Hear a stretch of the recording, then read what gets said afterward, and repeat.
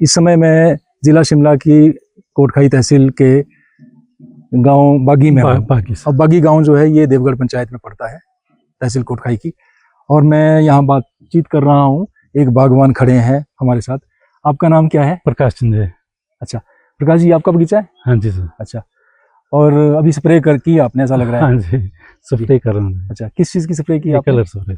अच्छा, ये अब कलर स्प्रे के लिए तो जल्दी तो नहीं है अभी? नहीं सर, अब तकरीबन यहाँ मैं सबसे लेट हूँ। अच्छा, हाँ जी, लेट हो गए हैं। साइज इस बार कम लग रहा है? साइज कम है जी। अच्छा जी, बहुत कम है जी।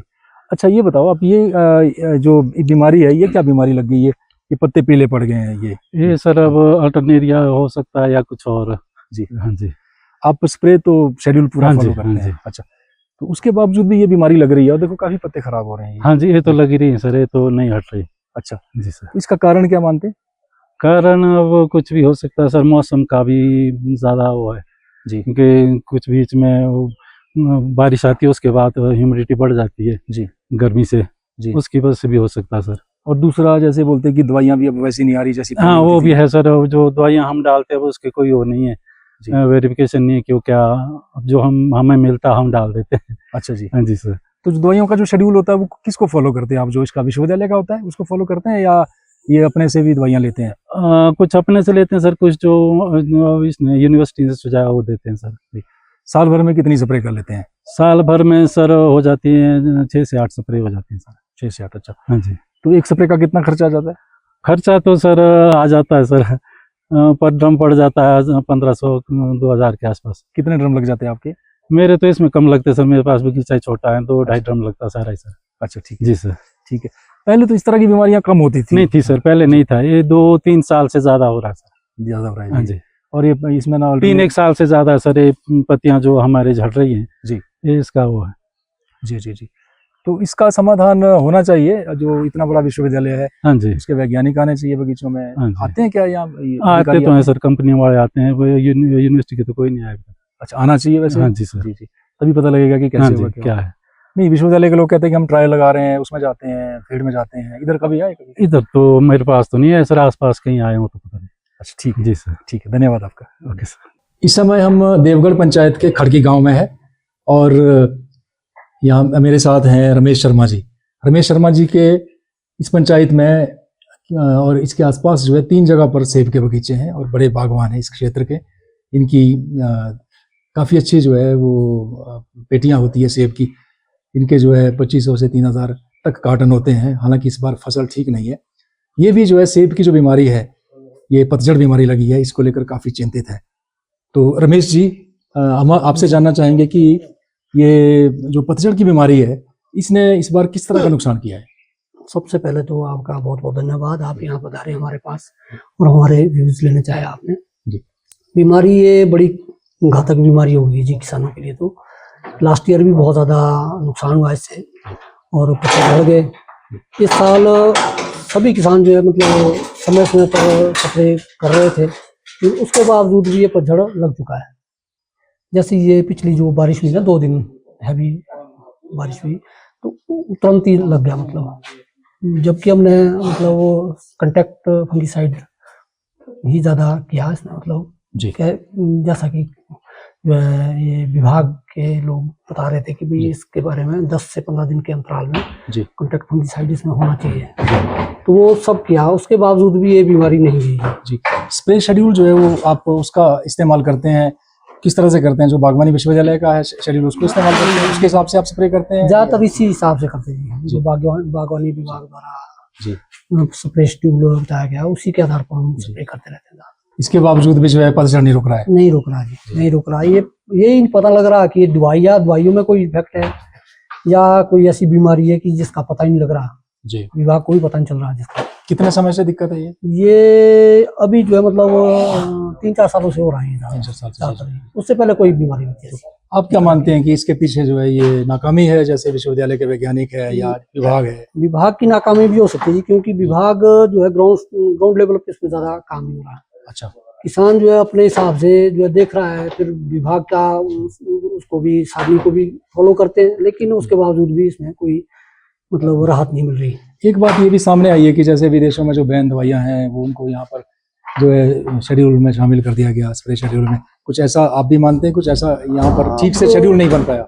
इसके बारे में तो खास नहीं कह पाएंगे जी, लेकिन जहाँ तक हमारी ऑब्जर्वेशन है, ये दवाइयाँ जो है मतलब या इन दवाइयों में कोई खोट है जी, या हो सकता है कि विभाग जो है ठीक से इस बीमारी को नहीं पहचान पा रहा। जी जी जी जी। तो विभाग इसमें जो है सरकार को कुछ करना चाहिए जी। सरकार को जो है ग्राउंड लेवल पे अपनी टीमें भेजनी चाहिए और जो है इसके बारे में, इस बीमारी के बारे में खूब खोज करनी चाहिए। शायद हो सकता है कि हम तो कहते हैं मार्सिनोना अल्टरनेरिया, ये हो सकता है कोई और बीमारी होगी। अच्छा, क्योंकि मतलब जिस तरीके से पहले भी तो बरसातें पड़ती थी, स्प्रेज करते थे लोग, तो उस वक्त ये बीमारी नहीं थी। ये 3-4 सालों से जो हो रहा है, तो इसका मतलब है कि ये कोई नई बीमारी नहीं हो सकती। रमेश जी, इस बार आपकी फसल कैसी है सेब की? फसल तो बहुत कम है जी। अच्छा। मतलब 50% भी नहीं है। कितने बॉक्स? 4-5 हजार बॉक्स भरता हूँ मैं। अच्छा। हाँ जी, सीजनली। लेकिन इस बार तो हार्डली 1800-2000 के आसपास ही अटक जाएगा काम। अच्छा, वो भी मतलब काफी अच्छी मेहनत करने के बावजूद जी। और ये रमेश जी का ये सेब बागवान तो है ही है, लेकिन आप साहब यहाँ देख रहे हैं कि ये इनका ग्रेडिंग पैकिंग का भी एक संयंत्र लगा है। इनके पास अपना सेब तो भरते ही है मेरे ख्याल में ना जी, मेरे पास दूसरे के लिए फुर्सत नहीं होती जी, अपना ही भरते हैं। ये कहीं चुटपुट कहीं किसी का अपने रिश्तेदार वगैरह कोई हो तो बाकी तो मैं अपना ही भर पाता हूँ। अच्छा, ठीक है। काफी बड़ा आपने संयंत्र लगाया यहाँ पर जी। जी, चलो ये बना दिया था जी उस कोरोना के टाइम में बनाया। अच्छा, चलो बना लेते हैं भरने के लिए, क्योंकि सेंटर पॉइंट बनता है मेरा। कुछ बगीचा ऊपर भी है 7000 की हाइट पे, ठीक। कुछ इधर ये इसके आसपास, कुछ नीचे है मतलब 5500 की। ऊपर कहाँ बगीचा है आपका? ऊपर जहाँ हमारा मेला लगता है ना जी, ऊपर उसके साथ कुफर जगह बोलते जी। मतलब ये जो इसका टॉप है मतलब देवगढ़ पंचायत का, उस पे। और कहाँ बगीचा है आपका? नीचे खड़की में, लोअर खड़की हिंदू लोग के साथ। अच्छा, अलग अलग हाइट्स में आपके बगीचे? हाँ जी, 5700 से 5600 से स्टार्ट होता है 7000। आप देख रहे हैं पीछे यहाँ सेब का बरहान हो रहा है, और हमारे साथ गांव के एक वरिष्ठ नागरिक है, यहाँ के वरिष्ठ व्यक्ति हैं, इनसे बात करते हैं, नाम पूछते हैं। आपका नाम क्या है? तिल्लाराम शर्मा जी। शर्मा जी, ये कौन सी वैरायटी है जिसको आप भर रहे हैं? ये रेड गोल्डन है। अच्छा, तो इस बार सेब की फसल ठीक है? बहुत कम है, बहुत कम है जी। अच्छा, और इस बार बताते हैं कि बीमारी भी आ गई कोई, ये पत्तियों वाली बीमारी। पत्ती मतलब पीले पड़ रहे हैं पत्ते, पता नहीं क्या बात है ये। जी, इसका इलाज वगैरह जैसे स्प्रे वगैरह किया आप लोग? नहीं, कुछ नहीं किया अभी तक तो। अच्छा, तो ये जो पीले पड़ने वाली बीमारी है, जैसे कहते हैं कि स्प्रे शेड्यूल अगर ठीक से फॉलो नहीं किया तो उससे भी ऐसा होता है, आप ऐसा मानते हैं क्या? तो बाकी स्प्रे तो किए, जैसे हमेशा भी करते थे। अच्छा, उस तरह की स्प्रे तो सारी की थी। जो स्प्रे का जो शेड्यूल रहता है उसको क्या जो इसका बागवानी विभाग का है या नौणी विश्वविद्यालय का है उसको फॉलो करते हैं, या ये कोई अपना शेड्यूल होता है आपका? नहीं, वो तो करते तो उसी तरह से है, मतलब अपना तो कोई होता नहीं है। अच्छा, तो ये बीमारी जो है ये लगभग सब जगह ही फैली है, ऐसा बताते हैं? हर एक जगह है, हर जगह है, हर जगह है। और 2-3 साल से ज्यादा बताते हैं? पिछले साल तो ज्यादा थी, उससे इस साल उतनी नहीं जितनी पिछले साल। जी, पिछले साल तो और ज्यादा थी। अच्छा, इसी इलाके में उस हिसाब से उस पिछले साल से थोड़ी कम है। जी जी जी, लेकिन नुकसान तो कर ही रही है ये। बहुत नुकसान है इससे।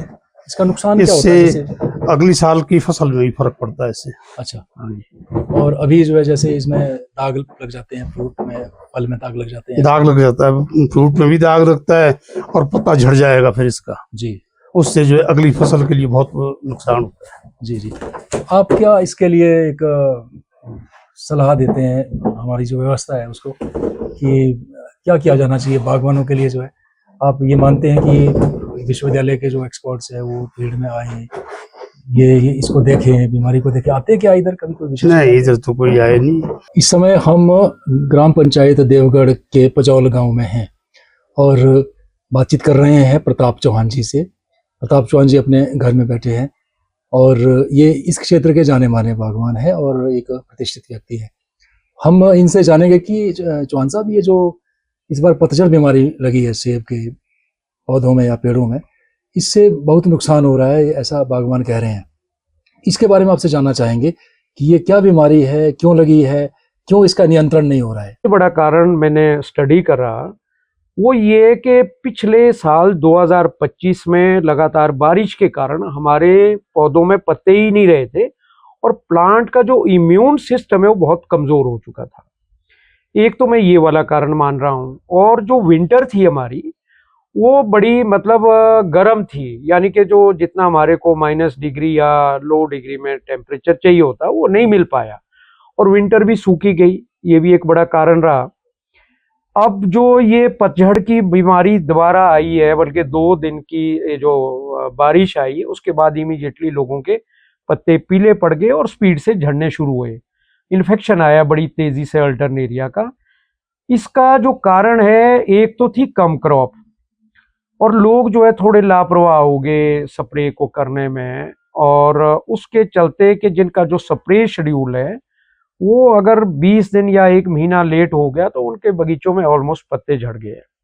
मैं अपना भी देख रहा था, तो एक पोर्शन में मैंने स्प्रे किया और उसके इमीडिएटली बाद बारिश आ गई, तो लगभग वो थोड़ा सा एरिया है 2-2.5 बीघे का, उस 12 बीघे के प्लॉट में, तो वहां भी उसकी इन्फेक्शन आ गई थी जी। और बाकी जगह नहीं आई। तो मेरे ख्याल में बागवान भाइयों को आज एक तो महंगी दवाएं हैं, और इसके लिए बड़ा सतर्क जो है, मैं समझता हूं कि मई के बाद भी हमारे बागवानों को बहुत एक्टिव रहना चाहिए इस बात के लिए कि ये जो पतझड़ की बीमारी है, इसके जो इंसेक्ट्स है, रेजिड्यूज है, वो इसी में रहते हैं, नीचे पत्ते गिर जाते हैं, और फिर वो कीटाणु जो है जैसे ही एक बार बरसात स्टार्ट होती है वो दोबारा से सक्रिय हो जाते हैं। चौहान साहब, एक ये जो कह रहे हैं कि जैसे आपने बोला कि ये अल्टरनेरिया हो सकता है, मार्सोनिना है, अल्टरनेरिया है, क्या ये दोनों बीमारियां ही हैं या कोई नई बीमारी तो नहीं आ गई जैसा कि बागवान आशंका व्यक्त कर रहे हैं? ये क्योंकि ऐसा क्या अल्टरनेरिया है या मार्सोनिना है कि कई जगह तो महामारी के रूप में जो है फैल चुका है?